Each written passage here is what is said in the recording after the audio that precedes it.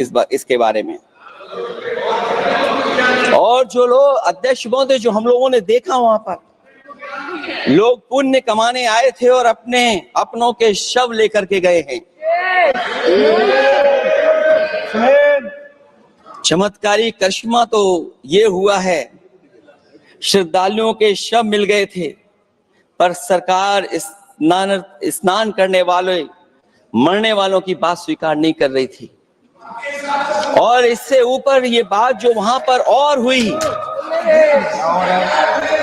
अध्यक्ष महोदय, जब ये जानकारी हो गई कि कुछ लोगों की जान चली गई, लाशें हैं जो मोर्चरी में पड़ी हैं, अस्पताल में पड़ी हैं, उसके बाद सोचिए सरकार क्या कर रही है। अपने सरकारी हेलीकॉप्टर में फूल भर करके फूलों को डालने का काम किया। सोचिए, ये हमारी कहां की सनातनी परंपरा है। मैं जानना चाहूंगा सदन के माध्यम से हमारे माननीय सदस्य बताएं कि जहां लाशें पड़ी रही हों, न जाने कितनी चप्पलें पड़ी थीं, न जाने कितनी चप्पलें पड़ी थीं, न जाने कितने कपड़े पड़े थे, महिलाओं की साड़ियां थी, कपड़े थे, लेकिन उनको कैसे उठाया गया? उन सबको उठाया गया जेसीबी मशीन से, ट्रैक्टर की ट्रॉली से। उनसे उठा करके कहां फेंका कोई नहीं जानता, लेकिन जब उनको लगा कि वहां से बदबू आ रही है, तो यही सरकार के लोग छिपाने लगे हैं। यही आपका महाकुंभ का आयोजन था, और हर बात को छिपाने के लिए न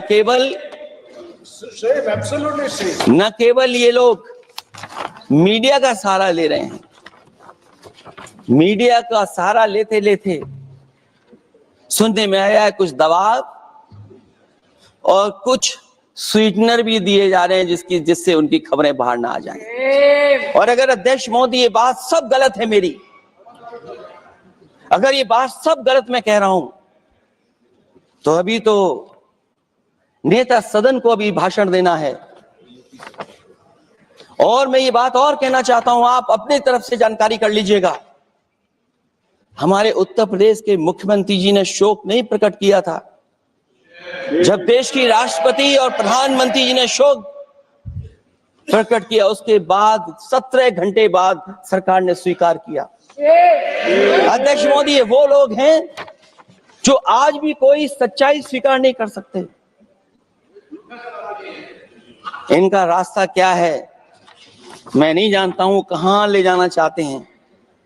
लेकिन जब अध्यक्ष महोदय, मैंने अभिभाषण पढ़ा है राष्ट्रपति महोदया का, तो वही पुरानी बातें कि 12 करोड़ शौचालय बन गए हैं, 10 करोड़ गैस कनेक्शन हो गए हैं, 80 करोड़ लोगों को राशन दिया जा रहा है, 25 करोड़ लोगों को मिडिल क्लास में शामिल कर दिया गया, न्यू मिडिल क्लास में शामिल कर दिया गया।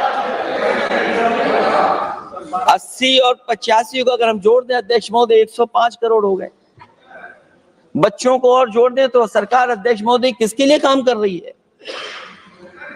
किसके लिए काम कर रही है? अगर 80 को राशन दें, 25 को न्यू मिडिल क्लास में जोड़ दें, 105 करोड़ हो गए।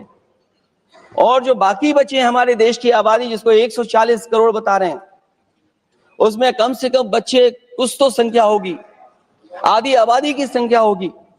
अगर उसको हम बाहर निकालें तो आखिर सरकार किसके लिए काम कर रही है?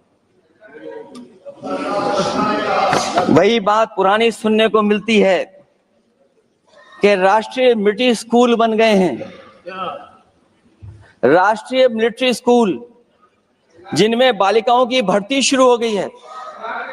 अध्यक्ष महोदय, ये एक बता दें जो नया इन्होंने 10 साल के अंदर राष्ट्रीय मिलिट्री स्कूल खोला हो। और कंफ्यूज मत होना, राष्ट्रीय मिलिट्री स्कूल कौन से होते हैं, सैनिक स्कूल कौन से होते हैं, ये कंफ्यूज मत होना। 10 साल में सोचिए अध्यक्ष महोदय, एक भी नया राष्ट्रीय मिलिट्री स्कूल नहीं खोला है। अगर खोला हो तो सरकार जरूर बताए। जो लोग कहते हैं हम ईज ऑफ डूइंग रिसर्च कर रहे हैं, अध्यक्ष महोदय, इनकी ईज ऑफ डूइंग रिसर्च हमने देखी है। इनकी ईज ऑफ डूइंग रिसर्च अपनी इमेज चमकाने के लिए और दूसरे की